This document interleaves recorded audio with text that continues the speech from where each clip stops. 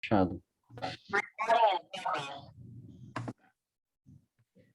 Então, boa noite a todas, a todos. Com muita alegria que nós, da equipe que organiza o curso, da equipe do Cajueiro, dos Maristas, da Pastoral da Juventude, acolhemos, e da Rede Caminhos de Esperança, que tem 21 organizações, acolhemos cada uma de vocês que aceitaram esse desafio de nós fazermos juntos e juntas este curso, esse grupo de estudos, projeto de vida, reflexões e provocações.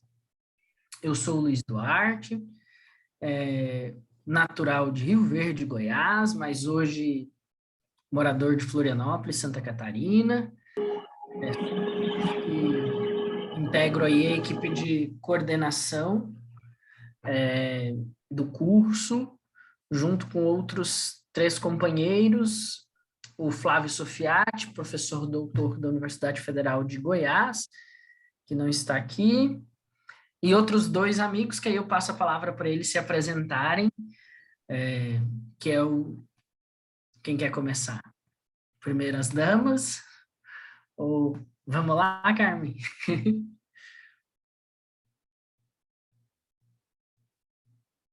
O microfone, Carmen. 2 anos de pandemia e a gente não aprendeu, hein? Nossa, não vai aprender nunca mais. Boa noite, é uma alegria estar aqui com vocês, iniciando esse curso, que é para nós um grupo de estudo, né, em que todos participam, todos podem contribuir, colaborar nesse tempo de reflexão e de provocação de alguns temas do projeto de vida. Eu sou a Carmen, estou na coordenação do curso, sou do Cajueiro, e é uma alegria estar aqui com vocês. Tá? Bom encontro para nós. Então, nessa continuação, eu sou o Vitor, sou natural de Lençóis Paulista, no interior de São Paulo, mas atualmente moro em Brasília, há acho que quase 2 anos. Sou formado em filosofia e faço também um mestrado aqui na UNB em filosofia também. E é um prazer estar com vocês aqui. Ajudo no Cajueiro, na Rede Caminhos de Esperança. Então, sou muito grato de fazer parte dessa construção coletiva. E agora, nessa noite, para trabalhar e estarmos juntos para falarmos sobre o projeto de vida. Uma alegria estar aqui com vocês, viu?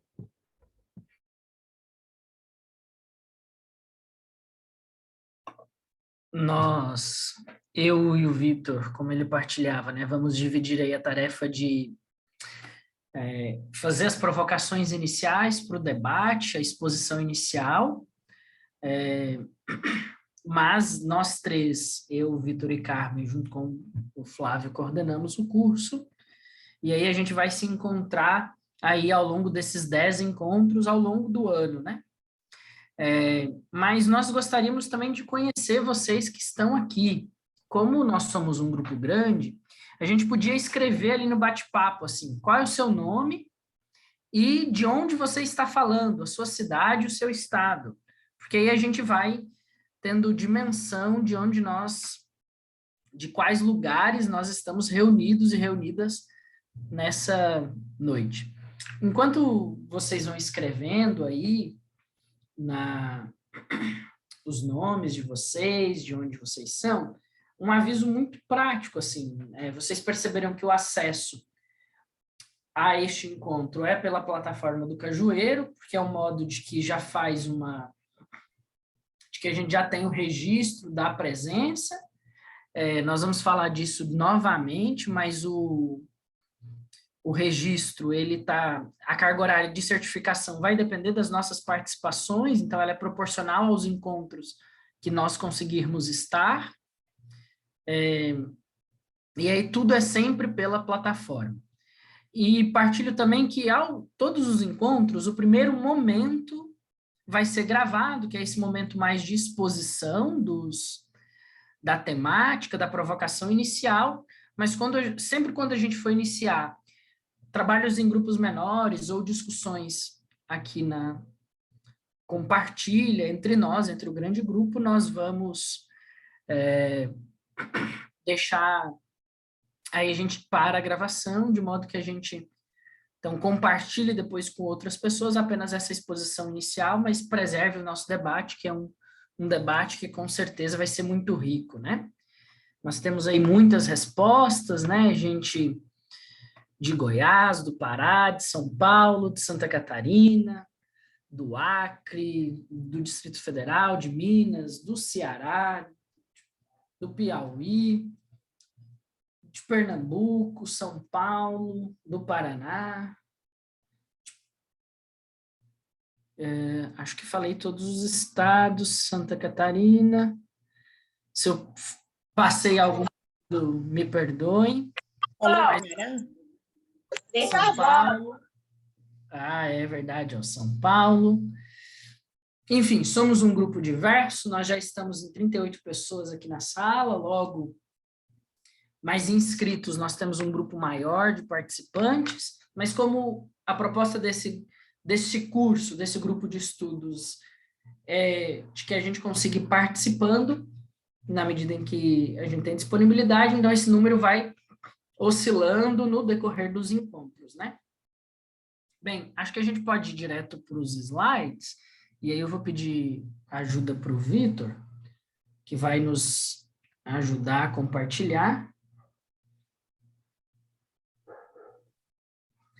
E aí a gente entra um pouquinho, primeiro no funcionamento do curso, em seguida a gente entra na temática do dia de hoje, e depois vai para o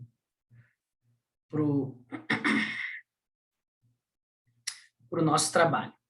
Bem, nós estamos, então, neste curso Projete Vida, Reflexões e Provocações. Ele é um curso que vai ser totalmente online. Nós projetamos o curso de modo que a gente coletivamente consiga atingir um objetivo que é aprofundar a reflexão e o estudo sobre a construção e o acompanhamento de projetos de vida de adolescentes e jovens. Nós pensamos o formato do curso numa perspectiva de grupo de estudo, então teremos 10 encontros, em cada encontro nós teremos a contribuição de um pesquisador daquela temática, que vai fazer a exposição sobre aquele tema e vai provocar algumas questões para que a gente possa ir conversando ao longo daquela noite, né? Nossa perspectiva é de um encontro ser mais ou menos 1h30, pouco mais, 1h30, pouco mais, e é bem numa perspectiva de grupo de estudos, né? Então, nós vamos contar com a presença de especialistas em diferentes temáticas que atravessam o Projeto de Vida, atravessam a elaboração de Projeto de Vida, mas nós queremos fazer isso também coletivamente. Então, na plataforma, ali do Cajueiro, nós podemos escrever comentários, tanto a partir das provocações que forem feitas nos nossos encontros, quanto partilhar materiais, textos de reflexão de autoria própria, outros materiais que a gente conhece, roteiros pedagógicos, roteiros para elaboração de projeto de vida, enfim, fica o convite para essa construção coletiva, e a plataforma ela nos permite essa mobilidade, já que a gente consegue colocar ali, partilhar materiais, né? Com relação à certificação, o curso ele vai ter uma perspectiva de um certificado de até 40 horas para quem conseguir participar dos 10 encontros. Pensando aí que são uma média de 2 horas de encontros síncronos a cada um dos 10, mais um tempo de leitura, partilha de material ali na plataforma, então aí a gente dobra a carga horária para cada encontro. A gente colocou um período de inscrição até dia 23 de abril, mas, na verdade, o site ainda vai continuar admitindo inscrição, então, se você é de uma congregação religiosa e tem um outro religioso que deseja, ou se você é professor de uma escola, e eu identifiquei que tem alguns professores aqui de Santa Catarina e certamente de outros lugares, e quer convidar um outro professor para entrar e ele não conseguiu se inscrever antes, pode se inscrever.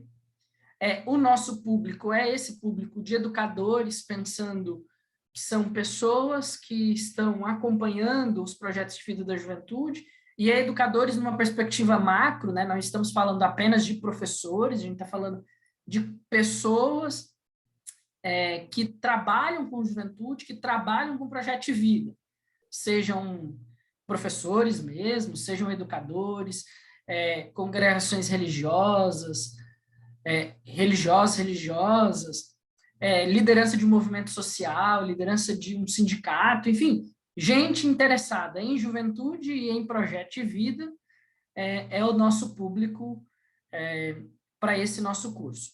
O foco do curso não é que nós que estamos fazendo ele saiamos daqui com o nosso projeto de vida elaborado. O foco do curso é refletir grandes temáticas que atravessam as nossas vidas e, portanto, projetos de vida. Temáticas que interferem na construção de projeto de vida. Que nós, como educadores e educadoras, como pessoas que acompanhamos o projeto de vida dos jovens, a gente precisa estar atento para ajudá-los a avançar, a ir adiante nesta construção. Bem, nós pensamos aí com muito carinho 10 temáticas. Para essa primeira edição, um horizonte aí de que no ano que vem a gente possa aprofundar outras temáticas, né? Esse primeiro encontro, então, Projeto de Vida, Concepções e Disputas, a gente quer fazer uma introdução geral e uma reflexão geral sobre essa temática que nós vamos abordar no curso. Um segundo, a Mônica partilhou que não está escutando. Vitor, tu escuta? Mônica, talvez deva ser alguma questão de conexão, tenta sair, entrar novamente, que talvez funcione. Bem, voltando ali para as temáticas, né? A gente quer refletir projeto de vida e ancestralidade, projeto de vida e saúde mental, projeto de vida e afetividade e sexualidade, projeto de vida e cultura, projeto de vida e as diferentes organizações familiares, projeto de vida e as experiências anteriores, projeto de vida e economia, projeto de vida e integralidade e projeto de vida e transcendentalidade. Percebam que são grandes temáticas que interferem e que a gente quer provocar, quer conversar juntos sobre elas. Qualquer informação vocês podem escrever para nós no Cajueiro, podem nos contactar também via plataforma, que a gente vai ajudando vocês, né? Fica o convite para que mobilizem outras pessoas a participarem conosco destes encontros para a gente junto irmos construindo saberes, né? E aí pode passar, de fato, amigo? E aí nós vamos entrar aí no nosso na temática do nosso primeiro encontro, que é para... Adeus. Que é para refletir um pouco sobre projeto de vida, diferentes concepções e disputas que estão ligadas quando a gente está pensando em projeto de vida. Né? A assessoria desse encontro fica a cargo de mim e do Vitor, né? E já nos... acho que o Vitor partilhava, né? Que ele é filósofo, faz mestrado em filosofia na UNB, trabalha na rede marista, né? Na província marista Centro-Norte. Eu sou o Luiz, trabalho na Secretaria de Estado da Educação de Santa Catarina, licenciado em matemática, doutorando em ensino de ciências e matemática, integro aí a equipe do Cajueiro, da PJ, e vamos provocar e facilitar um pouco as conversas nessa noite, né? Nós pensamos uma noite com algumas perguntas, e aí nossa discussão vai gerar ao redor de alguns questionamentos que vão provocando a gente para a hora do trabalho em grupo que a gente vai fazer ainda nessa noite, né? E aí, amigo, pode passar para o próximo slide? E aí, a primeira pergunta que a gente ficou pensando para a gente provocar a nossa noite é se vale a pena projetar a vida.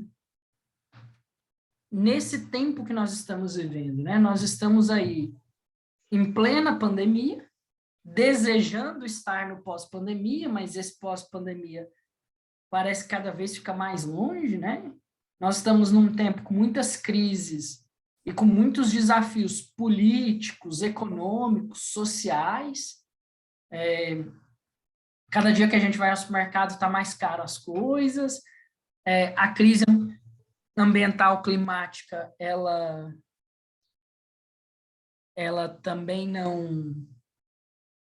Ela nos afeta diretamente, a conta de luz cada dia fica mais cara. Em alguns lugares do Brasil, a questão da falta de água, né? Enfim, um cenário social muito complexo, agravado muito pela crise sanitária, que é a crise da pandemia, porque todas nós que aqui estamos, certamente perdemos algum ente querido, perdemos um amigo, e se a gente não perdeu, a gente é privilegiado e certamente a gente conhece alguém que perdeu um ente querido, perdeu um amigo, né? E aí a gente está lidando com a brevidade da vida, né? E aí faz sentido projetar a vida no meio dessa confusão que a gente está vivendo, pandemia, contexto social, econômico e político muito desafiador? E essa é a primeira grande pergunta, assim. Vale a pena projetar a vida? Por que projetar a vida nesse cenário tão incerto, tão complexo, tão desafiador, tão sofrido? Por que a gente projeta a vida? E aí, nos ajuda a responder essa questão a poesia e a obra de Lewis Carroll, e aí eu sou muito ruim em inglês, que é o autor de Alice no País das Maravilhas, Lewis Carroll. Um dia eu vou aprender a pronunciar certo.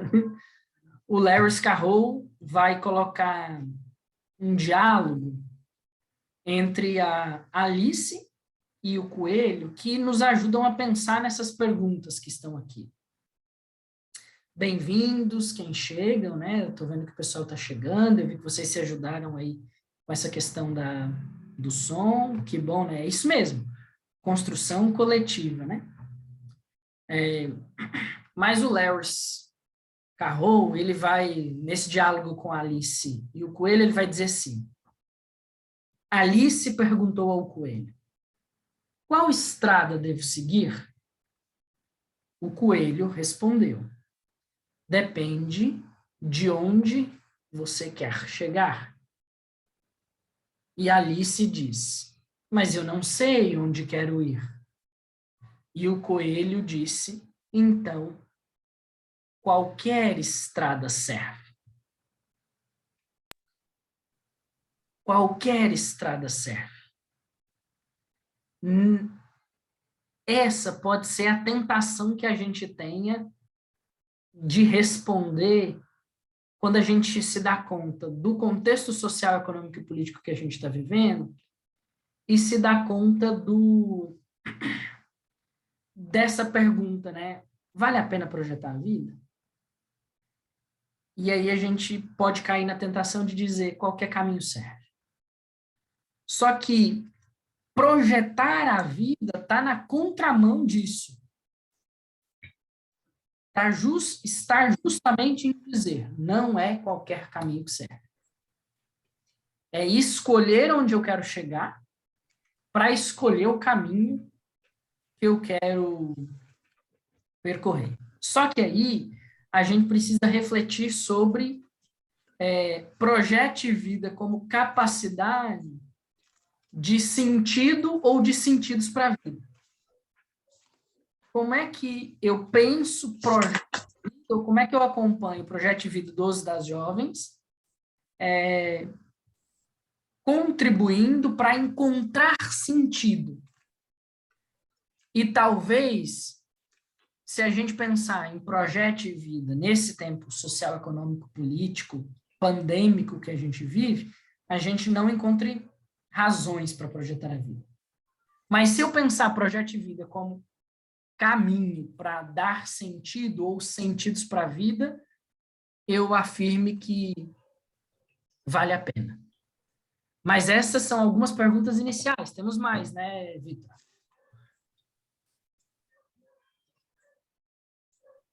Com certeza, Luiz, a partir dessa consideração, é muito importante a gente pensar num caráter histórico também, para a gente nos ajudar a entender de que maneira o projeto de vida vai ganhando sentido e sentidos, né, na nossa vida.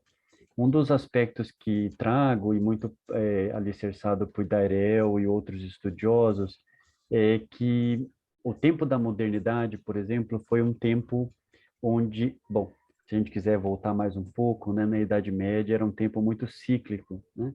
Então, e nos antigos também.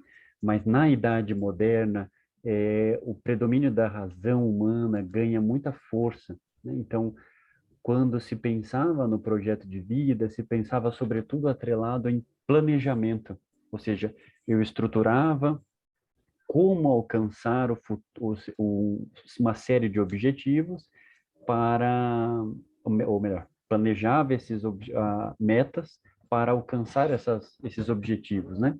Esses pontos para alcançar os objetivos. A modernidade era um tempo onde a razão valorizava muito este planejamento, né? Onde o tempo era um tempo mais alargado, vamos dizer assim, onde o futuro não era amanhã, né? O futuro era construído pouco a pouco, né?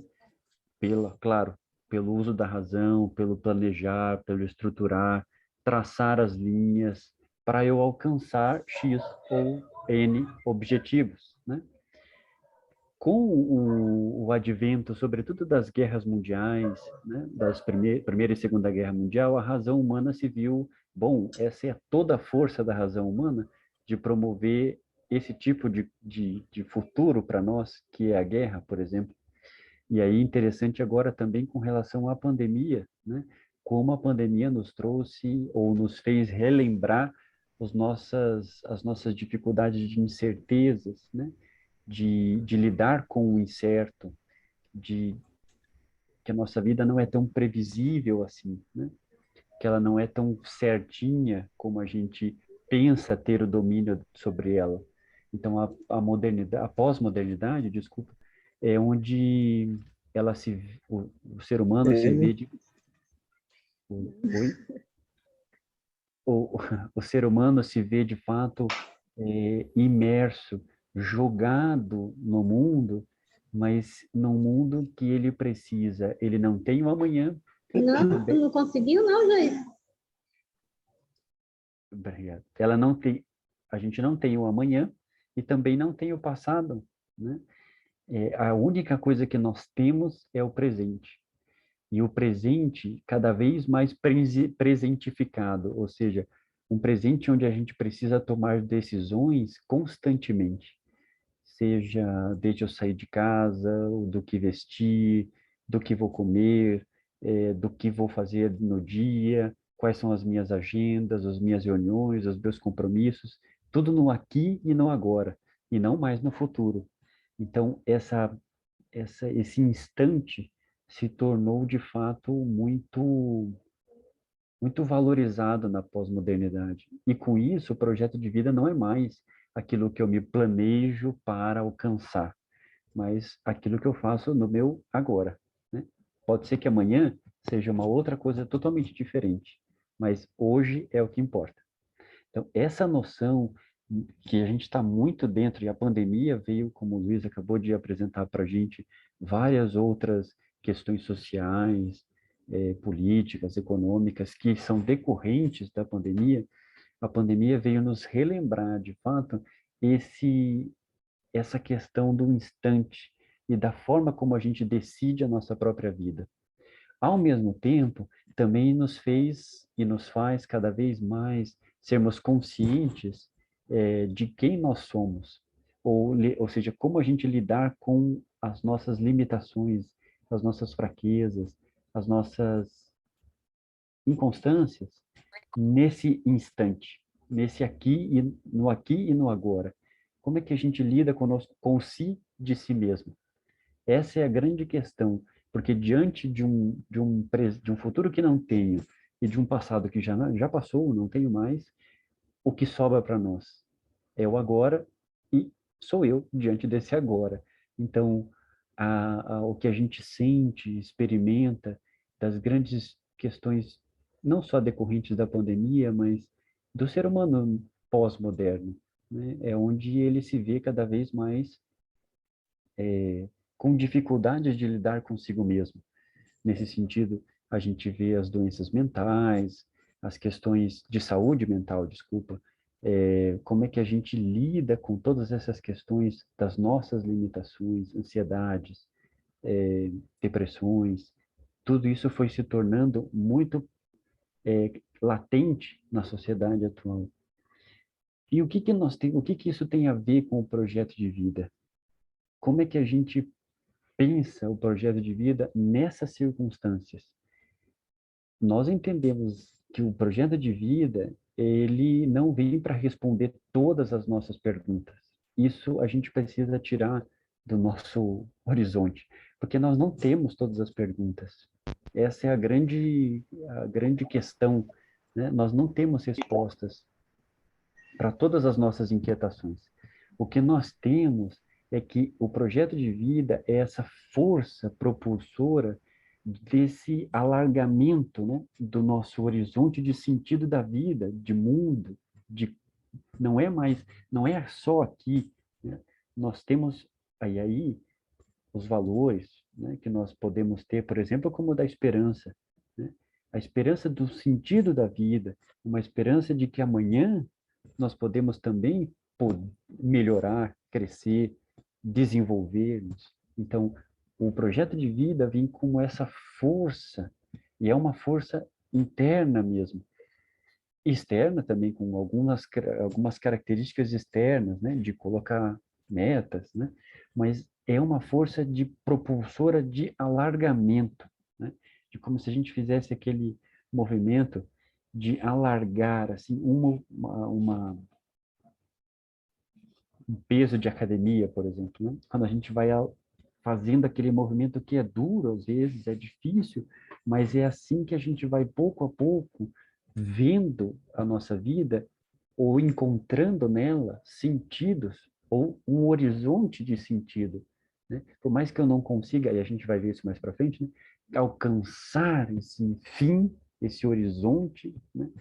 Que é, em certo sentido, ele é um pouco inalcançável, vamos dizer assim, mas ele é essa abertura para a gente olhar a vida com outro sentido, né? Olhar o amanhã com outro sentido. Então, pensar o projeto de vida é pensar a partir um pouco dessas concepções, né? Saindo um pouco da modernidade, entrando na pós-modernidade, como a gente responde um pouco a essa dimensão do projeto de vida como essa força alargadora de sentido, de horizonte de sentido.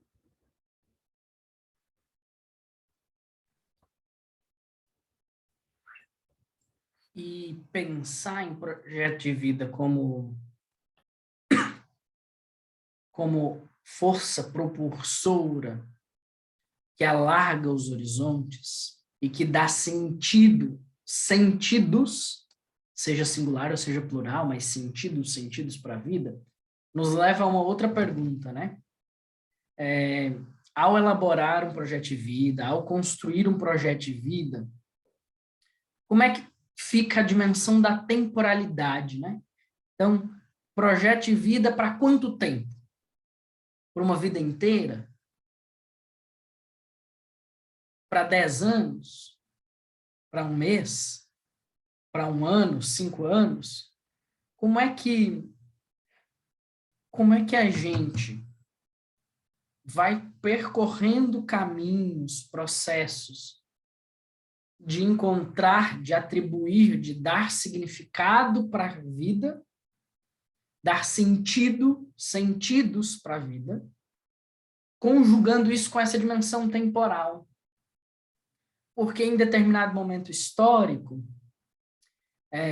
talvez a gente tenha tido contato com o projeto de vida e projeto de vida era se planejar por uma vida inteira, ou era se planejar por um espaço de 10 anos, ou de 1.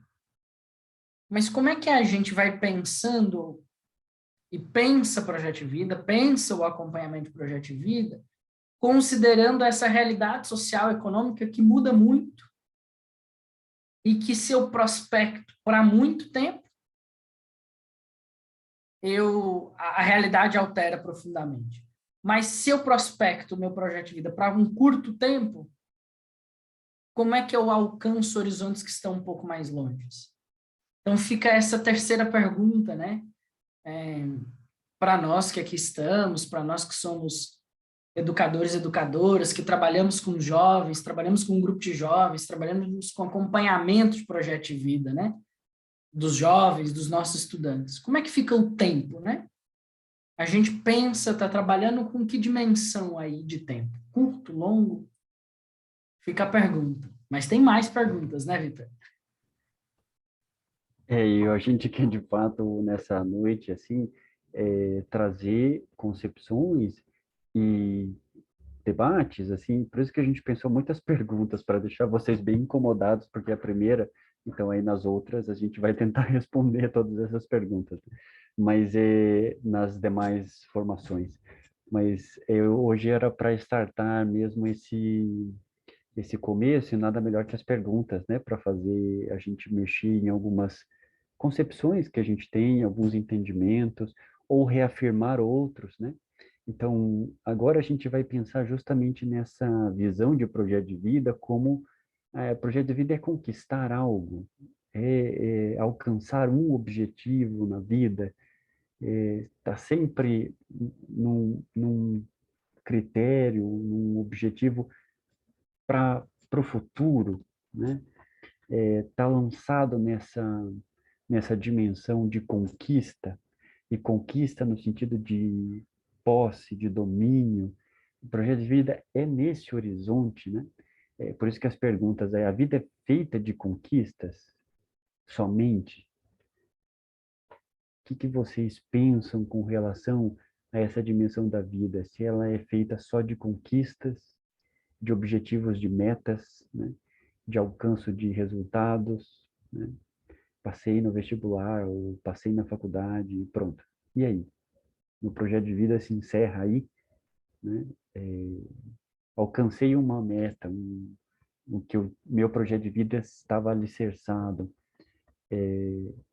E agora? O que eu faço da minha vida? Será que é só realmente esse movimento de conquistar algo, de dominar algo? E aí, que conquistas, né? Engraçado que a gente coloca no plural aqui. Que conquistas, né? Que objetivos, porque não são só um, né? É uma dimensão, e a gente sabe das nossas relações humanas consigo, com os outros, em sociedade. São que conquistas definem uma vida, né? Que objetivos que a gente pode colocar que definem uma vida, definem entre aspas, né? Há conquistas que definem uma vida. E aí, nessa questão também, e aí muito dessa visão um pouco mercadológica também, do nosso tempo, né? Eu tenho sempre que vencer, né? Esse daí venceu na vida, né? Era uma frase que a gente escutava bastante, né? E escuta ainda hoje, né? O que seria vencer na vida, né? É só ter retorno financeiro? Eu não sei se é bem por aí, né? Como lidamos com o fracasso também de um projeto de vida? E aí aquela dimensão que a gente tratava lá do instante, né? De ver o si de si mesmo, ver a gente, né? Como a gente é. Como é que a gente lida com o fracasso de um projeto de vida? Planejei, estruturei, pensei, desenvolvi e não foi aquilo que imaginava, né? Como é que a gente responde a isso? A gente se desespera, a gente cria coragem, olha para uma outra perspectiva, vê os pontos positivos, vê os pontos não tão positivos, como a gente diz, corrige a rota, né? E pensa outros caminhos. Então, é um pouco nessa dimensão das escolhas, e aí o Luiz vai nos ajudar agora com essa relação das escolhas, mas é um pouco isso, pensar nessa dimensão de sempre de estar aberto a essa visão de projeto de vida, não só como uma posse. Olha, tenho um projeto de vida, estou bem estruturado, agora sem ele eu não vivo também, né? Então, como é que funciona essa dimensão de conquistar os objetivos, conquistar a conquista é muito própria desse tempo capitalista, desse tempo da posse, né? Do possuir algo. E como é que eu lido quando eu não possuo esse algo, né? Que é o fracasso. Luiz? E antes da gente ir para as escolhas, amigo, me permita uma inserção ali. Quando a gente vai e assume que projeto de vida é conquistar algo que vai ser consequência das escolhas, e aí pode ficar no slide das escolhas, nós normalmente culpabilizamos a pessoa, né? Porque alguém venceu porque fez isso, fez aquilo, e a gente tira da pessoa todo o seu contexto, todas as suas relações, toda a sua realidade social, econômica, política, e eu culpabilizo. E aí a gente leva um adoecimento, né? E a culpabilização está ligado a pensar essa questão do projeto de vida como escolhas, né? Projeto de vida é fazer escolhas? E as escolhas são importantes. Todo dia nós fazemos escolhas, o tempo todo. Estar aqui às 20 horas e 41 minutos no horário de Brasília, ou 18 horas e 41 no horário do Acre, né, já que temos aí companheiros e companheiras do Acre, é uma escolha. Agora, tomando consciência das nossas escolhas e procurando dar sentidos para as nossas escolhas, a gente tem que tomar cuidado com aquilo que a gente provocava anteriormente, do projeto de vida como conquista. Porque a conquista e as escolhas como individuais, elas não podem ser pensadas sem essa dimensão da realidade em que se está inserido, seja ela familiar, afetiva, econômica, política. Quem de nós que quis ficar em isolamento ali em março de 2020? Ninguém de nós, porque ninguém de nós queria estar vivendo a pandemia. Mas tem um contexto de pandemia, tem um contexto social e econômico que está aqui hoje. E tem um contexto que, para cada um, é singular e é coletivo ao mesmo tempo, né? E aí, ou nós somos vítimas da desigualdade, ou a gente é reprodutor das desigualdades, produtor, mas a gente precisa pensar muito no horizonte, assim, para a gente não cair no adoecimento por conta da culpabilização, né? E aí a gente vai se provocar em alguns encontros, num dos encontros, para refletir essa temática da saúde mental. E aí falar de saúde mental, a gente pensa assim, fulano adoeceu, fulano está depressivo. E aí a gente responsabiliza a pessoa e desconsidera da vida da pessoa o contexto, né? Assim, a realidade social e econômica é tão complexa, e tão desafiadora, e tão sofrida, que tem gente que vai trabalhar o dia inteiro e não vai conseguir colocar comida na mesa. Porque vai ter que escolher entre colocar comida e pagar água ou luz. Ou entre pagar água e luz e pagar o aluguel. Né? E isso afeta a saúde mental, né? De qualquer um de nós, né? Bem, e aí quando a gente está pensando em escolhas, eu também posso contribuir para reafirmar ou para culpabilizar, né? Porque a gente está fazendo escolhas. Agora, quais são as escolhas que a gente faz? E talvez projeto de vida seja ajudar o jovem e nos ajudarmos como acompanhantes de projetos de vida a tomarmos consciência do que estão determinando essas escolhas para nós. Do que pauta essas nossas escolhas que a gente vive, que a gente faz, né? Quais são os princípios ou valores ou concepções ou crenças, enfim, como é que a gente queira denominar, que balizam a minha vida e vão balizando as escolhas que todos nós fazemos todos os dias. Tomando cuidado para a gente não cair numa repressão, numa culpabilização que é complexa, né? Porque, de um lado, a gente tem escolhas, e escolhas têm consequências, né? Eu nunca vou esquecer quando a Carmen olhou para mim em 2011 e disse numa sala ali na antiga Caju que decisão era uma cisão. Toda decisão é uma cisão. Toda escolha é uma decisão. Toda decisão é uma cisão. É abraçar algumas coisas e romper com outras. Mas a gente faz isso a partir de que critérios? A partir de que critérios? E aí, como é que a gente escolhe, né? A gente tem, de fato, né? E é a pergunta que a Mônica faz aqui no chat, se a gente, de fato, consegue fazer escolha. Qual é o campo de possibilidade que vai determinar se, de fato, eu tive condições de escolher ou não? É uma pergunta fundamental, que nos leva a tomar consciência do contexto, né, em que a gente está. Mas essa é mais uma das perguntas que temos muitas ainda, né, Vitor? Muitas. E uma delas é essa aqui, que é dando continuidade nessa construção coletiva, ou melhor, nessa construção de projeto de vida, se ela se dá individual ou coletivamente. Essa é a pergunta que a gente traz também.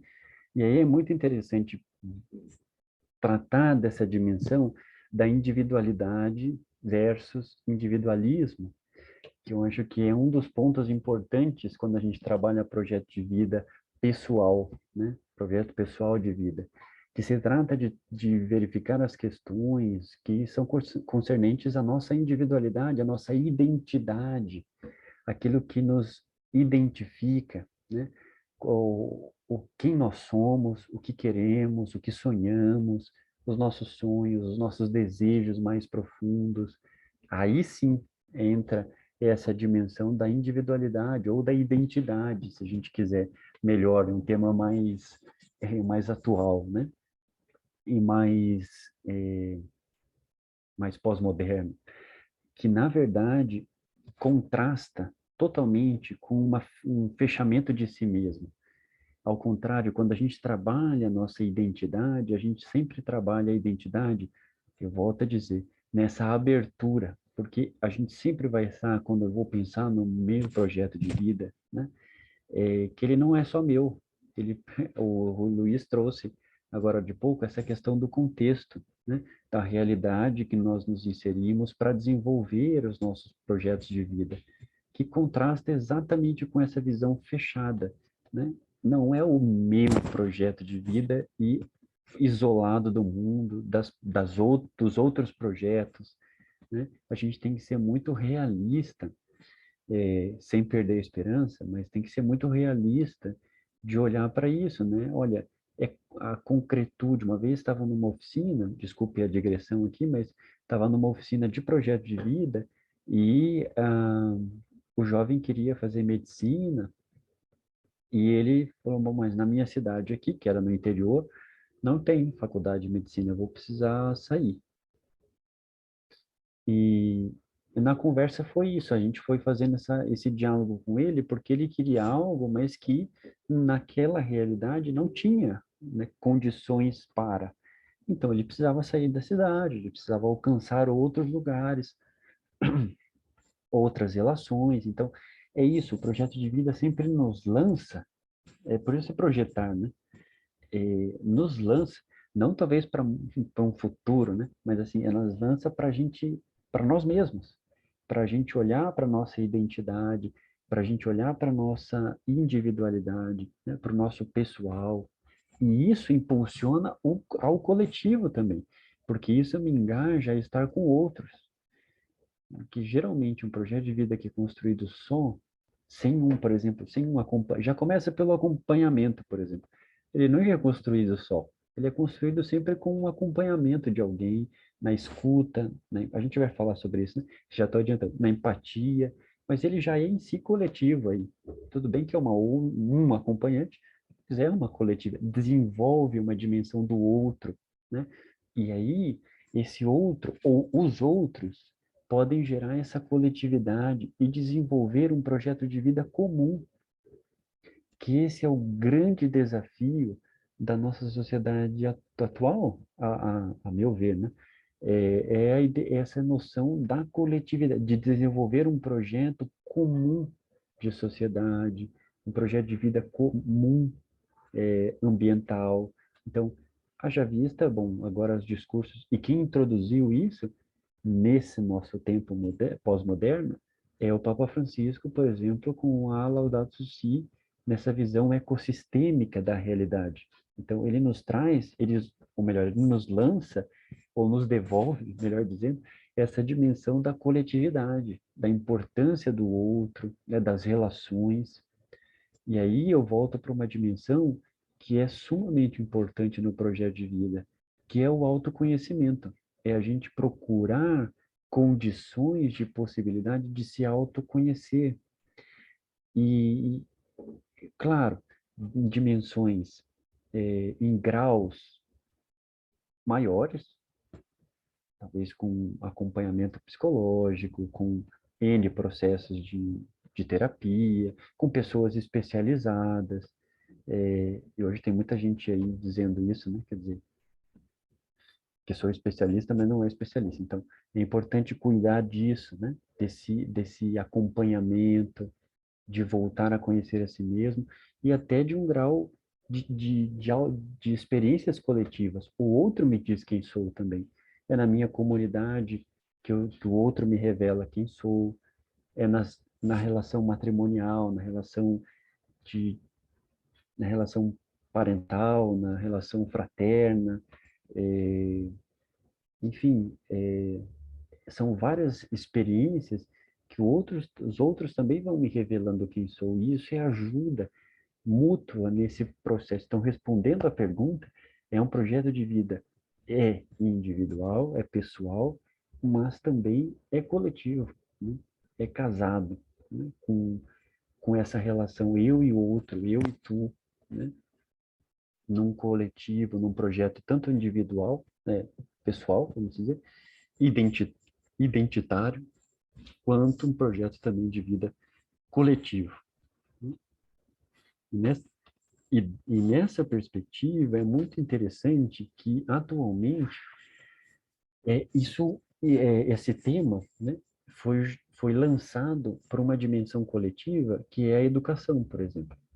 O projeto de vida, ele é uma disciplina, e é interessante retomar isso, porque eu volto lá à primeira pergunta que o Luiz fez. Vale a pena projetar a vida? Ou melhor, vale a pena eu trabalhar projeto de vida no nosso contexto de educação hoje? Essa é uma pergunta muito complexa que a gente levaria até, acho que, várias noites para responder isso. Mas no atual cenário de educação que nós temos, qual é o conteúdo, o que vamos trabalhar quando a gente pensa na relação de projeto de vida?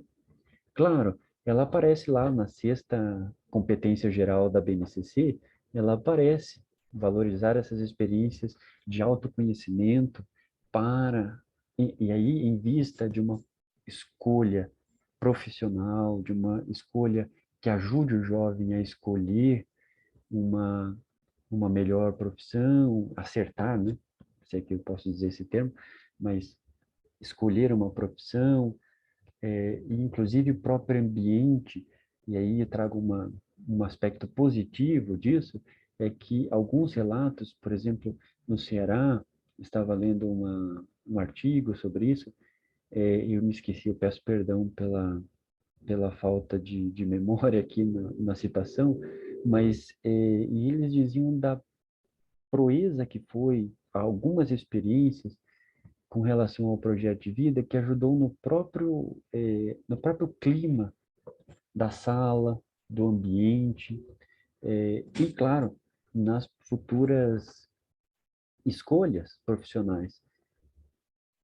Mas, entretanto, foi um movimento muito pautado pelo protagonismo. Os jovens criaram clubes de discussões, de ajuda nesse caminho de escolhas profissionais, da escolha das disciplinas que o ajudariam nesse caminho. Então, tudo isso nos vem corroborar positivamente para essa inserção do projeto de vida, apesar de apesar de todas as dificuldades que a gente sabe da educação no Brasil.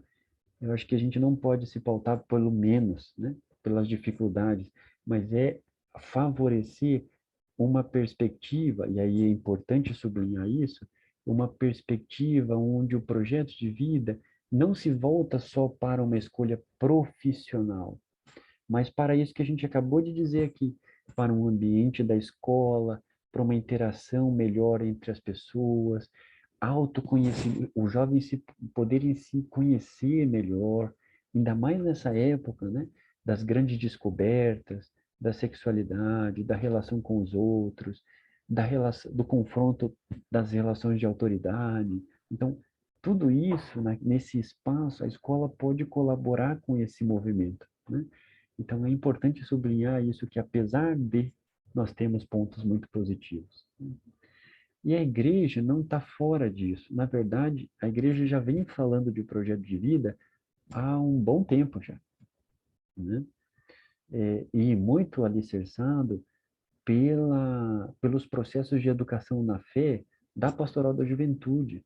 A Pastoral da Juventude colocou e coloca um dos elementos constitutivos do projeto de educação na fé, o projeto de vida. Então, tanto individual quanto coletivo, grupal, né?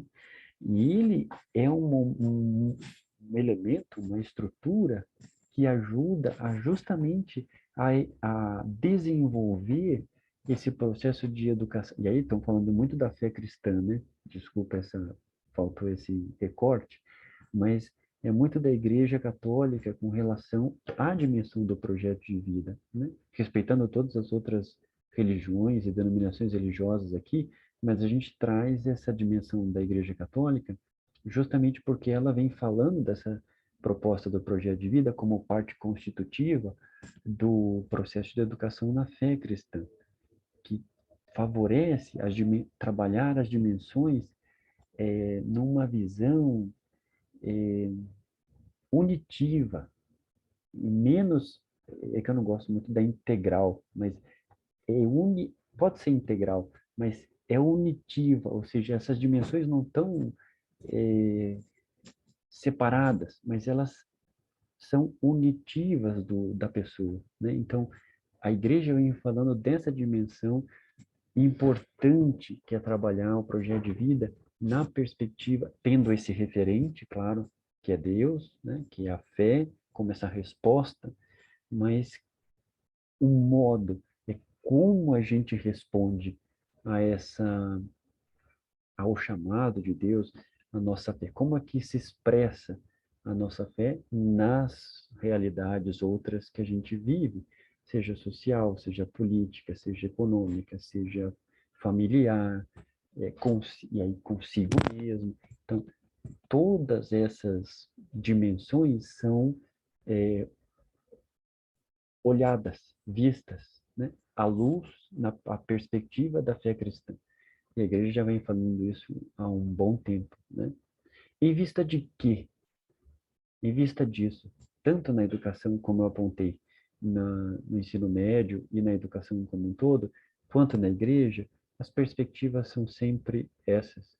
É um núcleo comum, pode ser um núcleo comum de superação de todas as desigualdades sociais, né? Do racismo estrutural. Se a gente não, talvez eu fui muito otimista, né? Superação total é muito, mas oxalá a gente chegue nisso, né? É a nossa esperança. Mas de lutar para isso, né? Da superação das desigualdades, das dificuldades, do racismo estrutural, do patriarcado, do machismo, da misoginia, isso aí sim, toda forma de discriminação, né? Então, é o que a gente experimenta ao tratar o projeto de vida como uma disciplina, a partir também do horizonte da fé cristã. Bem, e aí, com todas essas provocações, né, pensando aí alguns aspectos que fazem a gente pensar, e vocês foram trazendo outros aqui no bate-papo, e certamente no trabalho em grupo que em seguida a gente vai fazer, a gente vai trazer outros, a gente também se perguntava assim, como elaborar um projeto de vida, né? E aí a gente lista alguns aspectos que são importantes nesse processo e podem ajudar. Sobretudo aí, muitos dos professores que agora estão com esse componente, né, onde, nas redes estaduais, onde ele tem acontecido como uma disciplina, como um componente curricular, mas que são premissas importantes para qualquer construção de um projeto de vida e, consequentemente, acompanhamento, né? E um primeiro aspecto é que o projeto de vida, ele vai passar por um exercício pessoal e coletivo de tomada de consciência de si, né?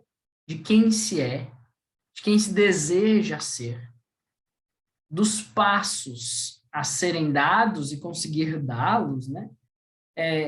Seja numa perspectiva temporal curta ou longa, a partir de critérios, de princípios marcados, né, e conscientes, tentando ter mais liberdade de escolha, mas tomando consciência do contexto onde se está, né, e aí o tomar consciência de quem se é também tomar consciência do contexto que se vive, numa perspectiva crítica, sempre. E aí, de fato, conseguir escrever, né, e aqui está uma dimensão que às vezes parece secundária, mas não é, né, nesse construto aqui de projeto de vida. É escrever mesmo. É preciso escrever, pegar um papel, tomar consciência, escrever, sistematizar, né? É um exercício, a escrita é um exercício metacognitivo, né? É um exercício de tomar consciência, né? A gente vai fazer uma redação para o Enem, e aí nós temos muitos educadores, educadoras aqui, e aí a gente pensa, né? Rascunho para depois fazer a versão final, né? Ou de um concurso público, né? Por quê? Porque a escrita é revisitar, é repensar, é refletir sobre o que você está escrevendo, né? Então, a escrita, que é um aspecto muito importante. E junto com a escrita, a perspectiva do acompanhamento, né? Assim, com quem eu quero partilhar a construção, a elaboração, a vivência, a avaliação do meu projeto de vida. E aqui eu não estou falando de um grupo de amigos, né? Não estou falando de um amigo, uma amiga para falar da vida, das alegrias e das dores, dos crush, das dívidas. Não. É alguém que, com mais experiência, com uma trajetória maior, me ajude a olhar para outros aspectos que eu não estava olhando, naquilo que eu fui escrevendo, né? Então, e aqui tem uma dica fundamental, assim, para qualquer um que queira acompanhar, né? seja professor, seja alguém que trabalha com jovem em algum grupo de jovem cristão ou religioso, né? Escrever e provocar que os jovens encontrem um acompanhante. Alguém para quem ele vai falar, com quem ele vai se abrir, com quem ele vai dizer daquilo que está se projetando, daquilo que ele está prospectando, para você, como acompanhante, apontar elementos, né? E aí nós vamos pensar o acompanhamento em seguida, Pedro. Mas para dizer que isso é um desafio, né? Porque a gente também não está no tempo da reflexão, né? No tempo imediatista, e é um dos traços da sociedade contemporânea, né? Do story do Instagram que muda a cada 15, 30 segundos, a escrita significa tempo, parar. A partilha também, né?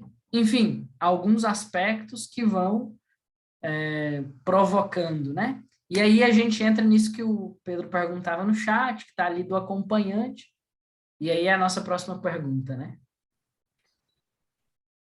Como acompanhar um projeto de vida? Eu vou tentar ser bem sucinto, porque eu falo bastante, mas, e deixar ouvir vocês, porque vocês provavelmente também têm expertises, também têm saberes, e a gente queria ouvir muito vocês com relação a isso também, para realmente ser uma troca de saberes aqui, né? Porque é assim que se dá pelo menos para mim, o entendimento é que o saber, ele se dá sempre coletivo, nessa escuta, né? E o acompanhamento não se dá de outra maneira a não ser por essa escuta dialógica e dialogal, né? Onde o respeito é o primeiro valor a ser garantido, né? O respeito a esse jovem ou a jovem ou adolescente que está nesse movimento de construir o seu projeto de vida, respeitando sempre muito a individualidade, os tempos, os lugares, né? As culturas, as circunstâncias, todas essas e outras dimensões que a gente poderia acrescentar aqui nesse acompanhamento, né? O respeito, ele é fundamental, é indispensável, eu diria, num projeto de vida, num acompanhamento de projeto de vida, né? E da parte do acompanhante, uma característica muito interessante é essa capacidade da escuta.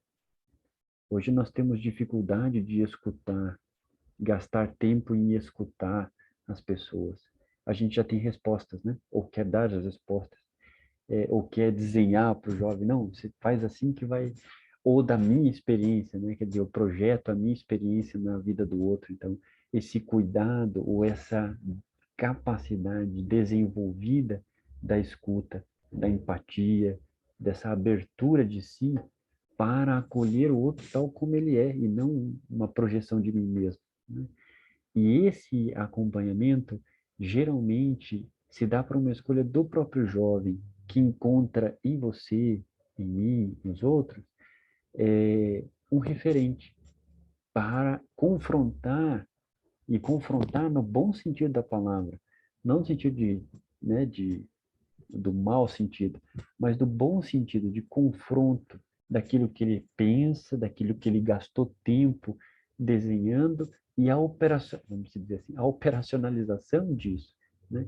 A concretude do projeto de vida, que às vezes pode ser um projeto de vida muito etéreo, né? Muito cheio de metas inalcançáveis, né? Então, é aquilo que é viável, né? Ajudar nessa viabilização do projeto de vida daquele jovem. Mas geralmente eu sinto, né, que os acompanhadores são escolhidos por ser realmente essa pessoa de referência, essa pessoa que consegue criou um campo de mais do que empatia, mas de simpatia, né? De unidade entre a pessoa, o jovem e o acompanhador, né? Esse lugar, por isso que eu falei dialógico e dialogal, né? Onde a gente também vai aprendendo como acompanhador a acompanhar e também a rever um pouco o nosso projeto. A gente vai se vendo nesse acompanhamento. E é dialogar por isso, porque a gente vai estabelecendo essa relação de confronto para essa concretude do projeto de vida, né? Então, é um pouco essa noção da importância desse acompanhamento que a gente gostaria de sublinhar aqui nesse ponto do acompanhamento. Claro que a gente não vai esgotar, mas eu acho que a gente sublinha algumas características importantes, né, com relação ao projeto de vida, nas várias dimensões, no atravessamento que a gente vai ver com relação ao projeto de vida em tantos aspectos. E pensar a construção, pensar o acompanhamento de projetos de vidas, né? E acho que a Georgia fez uma pergunta muito importante, né? Esse projeto de vida, se o acompanhamento é só depois que começa a escrita, e não, né? A tomada de consciência de si, os diálogos que isso significam, né? Eles podem e tem muito mais sentido se eles já são feitos com um acompanhamento, né? Com um acompanhante do lado, né? E de fato, né? Assim, se projeto de vida está ligado a essa força propulsora que nos prospecta sentidos para a vida, o acompanhamento ele é fundamental para a gente conseguir encontrar esses sentidos nesse contexto que nos atravessa, né? Nesse contexto social, econômico, político. Quem de nós não está sofrendo nesses tempos no Brasil, por exemplo? E isso é uma dimensão que atravessa e que, como acompanhante ou como docente que está ministrando essa disciplina, ou como um acompanhante que vai acompanhar um grupo de jovens, que vai acompanhar um trabalho com juventude, né? A gente tem que ter clareza de que isso interfere, inclusive contribuir para que os jovens percebam que esses aspectos estão aí. Porque tem coisas que só a luta individual por si só não vai efetivar, porque tem um contexto social. E a gente também precisa ajudar a gurizada, né, o coletivo de jovens aqui para a região do Sul, a perceber que tem uma realidade familiar que interfere muito, muito naquilo que a gente é e naquilo que a gente deseja ser, né? E aí, quando a gente vai pensar, por exemplo, no ensino médio, é muito comum numa sala de aula, e aí quem é professor aqui certamente já ouviu, algum estudante dizer assim, eu quero ser isso, mas meu pai ou minha mãe querem que eu faça tal coisa.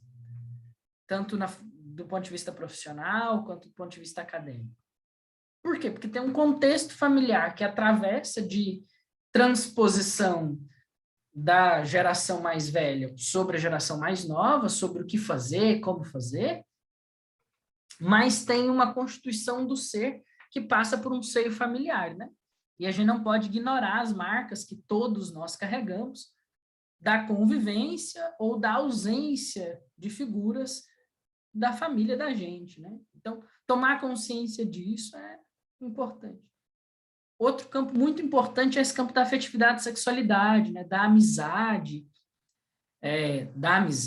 mas também das relações afetivas sexuais, do campo de se apaixonar, de se apaixonar e ser correspondido, de se apaixonar e levar um fora, de namorar ou não namorar, de casar, do toque, da afetividade como expressão entre a própria família, né? Isso está aqui, né? Isso atravessa os nossos projetos de vida, atravessa os nossos sentidos que a gente precisa atribuir para a vida. O meio ambiente não são as próximas gerações que vão sofrer as consequências dos danos ambientais. Já somos nós, com enchentes num lugar onde nunca teve, com ondas absurdas de calor ou de frio, em contextos onde não tinha, né? Isso é expressão de que tem alguma coisa desregulada aqui no campo climático, né? E que vai atravessando as nossas vidas. E a gente precisa ter isso presente, né? Como educador, ao acompanhar um jovem, né? Trabalho, né?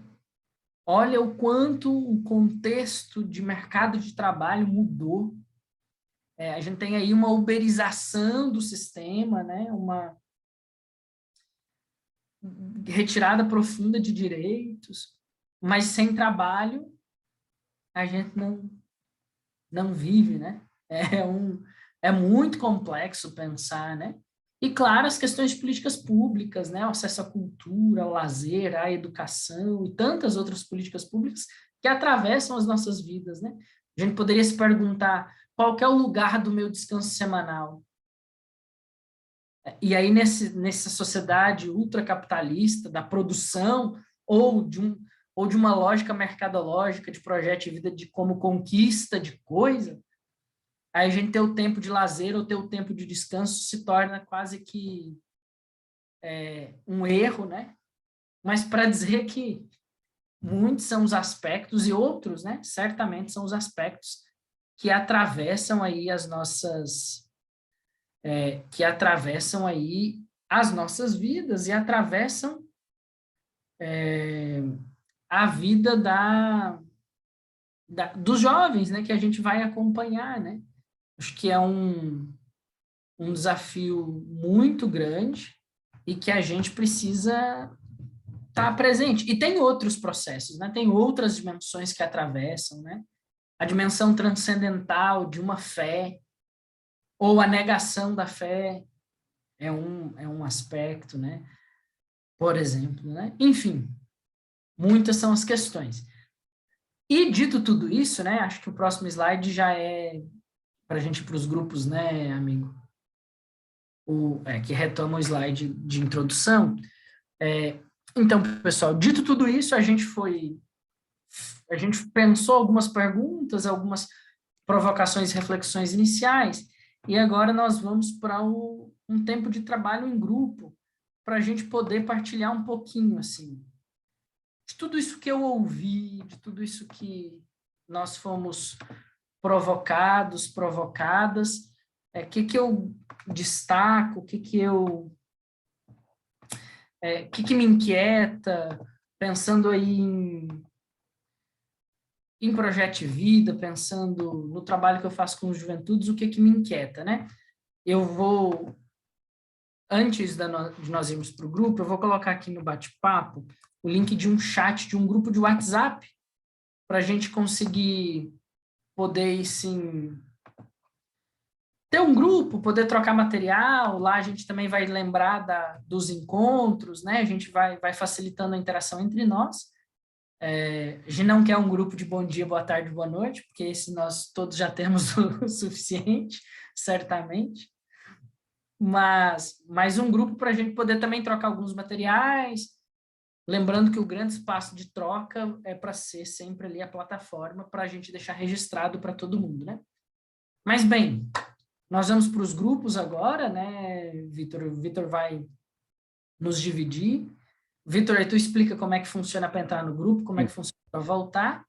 Nós vamos ter aí 15 minutos para conversar no grupo, o que nos provoca o que nos faz pensar, o que elementos a gente queria destacar, ou que outros elementos a gente gostaria de trazer. Depois dos grupos, nós vamos voltar aqui para essa plenária, por assim dizer, uma plenária, né, para fazer uma partilha, e eu e o Vitor fazemos alguns encaminhamentos finais de amarração, lembrando aí que nós temos o nosso próximo encontro no dia 30 de maio, né? Vamos ter bem presente a nossa agenda. Mas, amigo, oriente-nos aí sobre como é que vamos, como é que voltamos. Sim.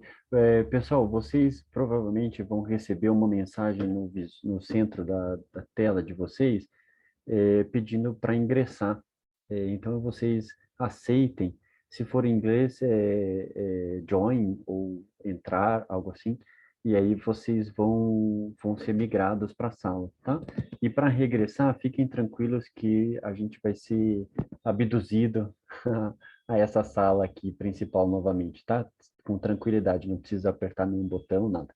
Se alguém tiver alguma dificuldade de ingressar, só permanecer aqui que a gente orienta vocês, tá bom?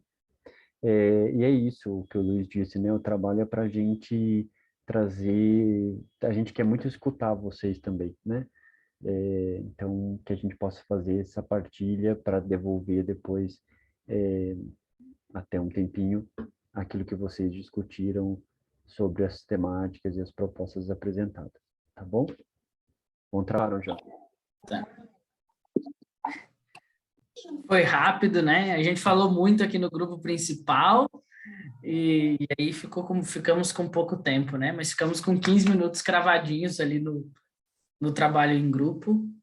E a gente queria ouvir, né, assim, pelo horário, a gente queria ouvir pelo menos umas 2 pessoas que pudessem falar bem brevemente, 2, 3 pessoas que falassem rapidinho como é que foi, que aspectos vocês conversaram no grupo, para ir enriquecendo a nossa reflexão, né? Quem que se voluntaria para partilhar?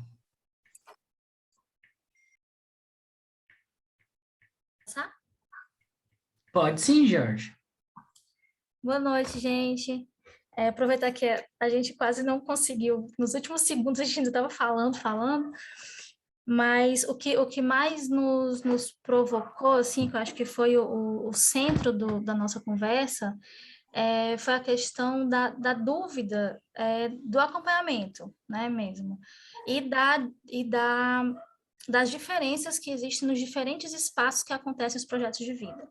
Como é diferente o projeto de vida que acontece na escola, diferente do projeto de vida que acontece numa pastoral da juventude, que é diferente do projeto de vida que acontece num espaço religioso, enfim. E como existe essa dificuldade, né? O centro da nossa discussão, do nosso debate era isso, né? Como fazer um acompanhamento de qualidade, por exemplo, como um professor pode fazer um acompanhamento de qualidade de 40 alunos, às vezes 40 alunos vezes 5 turmas. Como fazer isso, né? Que desafio gigantesco é para um professor ter que fazer um acompanhamento de projeto de vida com uma turma de 40, às vezes várias turmas de 40, 30, 40 alunos, né? E aí eu falava um pouco da minha experiência, que eu estou acompanhando um grupo de projeto de vida agora que tem 10 jovens, e eu não consigo acompanhar sozinha, fazer um acompanhamento de qualidade, né? E são 10 jovens, então assim, como existe essa dificuldade grande do acompanhamento na escola, né? Como é diferente essa perspectiva do acompanhamento no projeto de vida na escola. E aí, os professores que estavam presentes, né, o Pedro, a Luísa e a Giovana, eu acho, estavam falando sobre isso, né, sobre essa dúvida, se eles se sentiam acompanhados, na nossa conversa inicial, né, enquanto vocês estavam falando, eles se sentiram provocados e provocados nesse sentido, de entender que eles eram acompanhantes, mas depois surgiu a dúvida, né, será que depois, como que eu vou provocar esses alunos, esses estudantes, a procurarem um outro acompanhante, né? E aí eu acho que eu pelo menos, né, da minha parte, entendo que existem esses 2 momentos, né, um momento já que nós estamos construindo ali com eles esses momentos formativos, nós somos acompanhantes, sim, até porque eles nos buscam em vários momentos, porque a gente vai abrindo feridas, né? A gente vai mexendo muito com todos os jovens. Então, nós somos acompanhantes, mas que em determinado momento, se houvesse necessidade, eu acho que ela exista, instigá-los a procurarem pessoas também capacitadas para fazer esse acompanhamento. Então, foi mais ou menos isso, assim, essa grande dúvida, né, esse grande desafio, na verdade, que é o acompanhamento de um modo geral, mas especificamente na escola. Como é difícil fazer um acompanhamento de projeto de vida de qualidade dentro da escola. Bacana, Georgia. De fato, um grande desafio, porque é o desafio do processo educativo, né? Como é que a gente estabelece conexão com 40 alunos? Conexão de ser mais do que a relação puramente docente e discente, é um baita desafio, mas eu acho que o grupo de vocês também percebe o X da questão, né?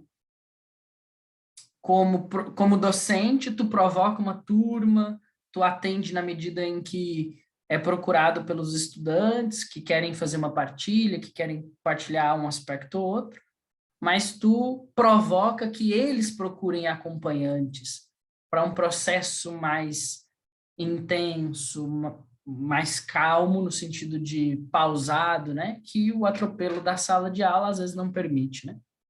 Enfim, podíamos ouvir pelo menos mais uma partilha antes da gente dar os avisos finais.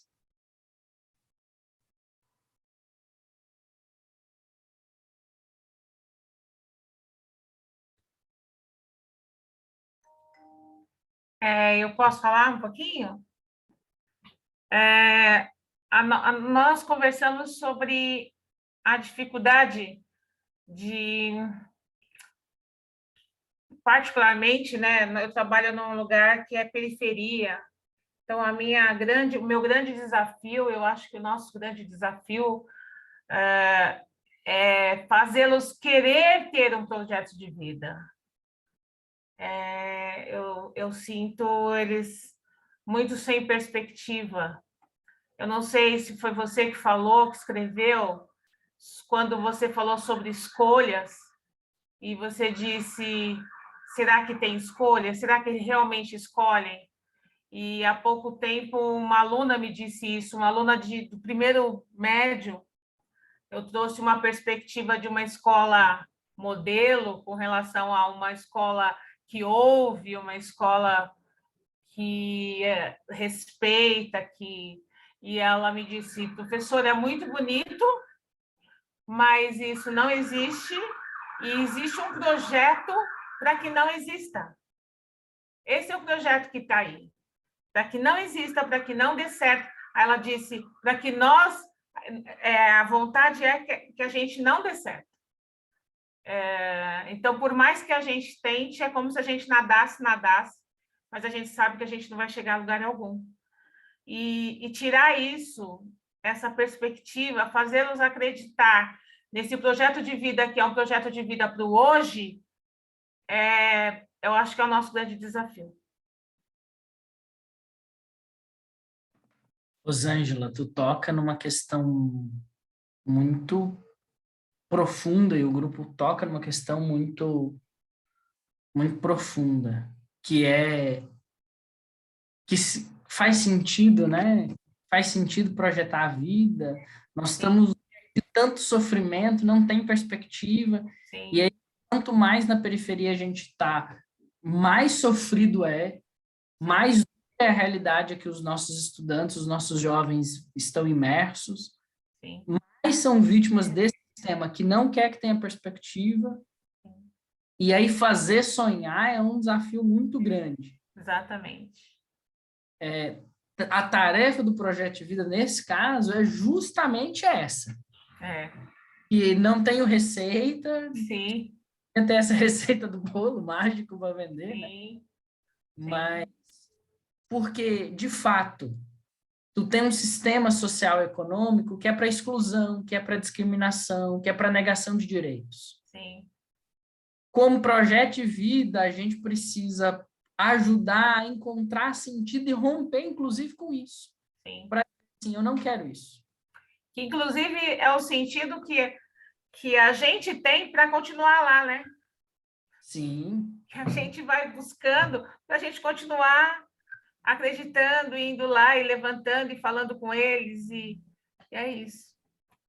Com certeza. E essas, gente, são algumas perguntas. A gente trouxe alguns aspectos. A gente poderia passar horas debatendo cada um desses pontos que a gente provocou, cada um desses pontos que vocês conversaram nos trabalhos em grupo.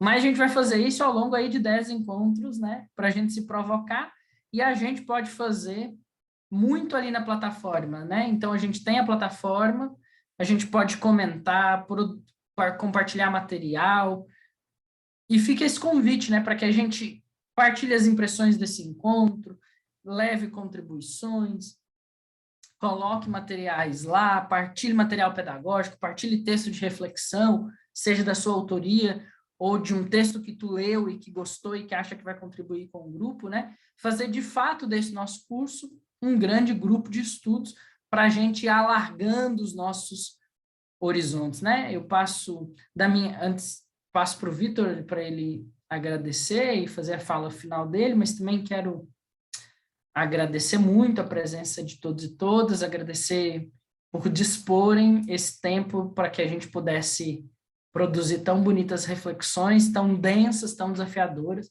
e nos provocar, né? É para desestabilizar. De fato, a gente quer se provocar nesse curso de Projeto de Vida, né? Vitor, contigo. Gente boa. Acho que essa pergunta da Rosângela precisava abrir, Luiz. A gente pode começar tudo de novo. e colocar a pergunta da Rosângela por primeiro, porque é uma pergunta muito potente e de uma experiência concreta de vida, né? Era isso que a gente queria, assim, trazer à tona essas questões, né? Essas que nós apresentamos, mas tem inúmeras outras que trazem, e vocês as conhecem, com rosto, com, né, dizia um amigo meu, com CPF, com endereço, com o rosto, com a corporeidade, com as dificuldades, com tudo isso que ela se apresenta, né? Então, acho que essa pergunta da Rosângela valeria, viu, Luiz, começar com ela. Então, a gente inverte aí as nossas... Porque ela traz esse grito das juventudes que querem sonhar, que querem viver e são silenciadas por isso. Então, queria, com essa fala da Rosângela, eu sei que agradecer é muito difícil, né, a partir dessa fala, mas eu acho que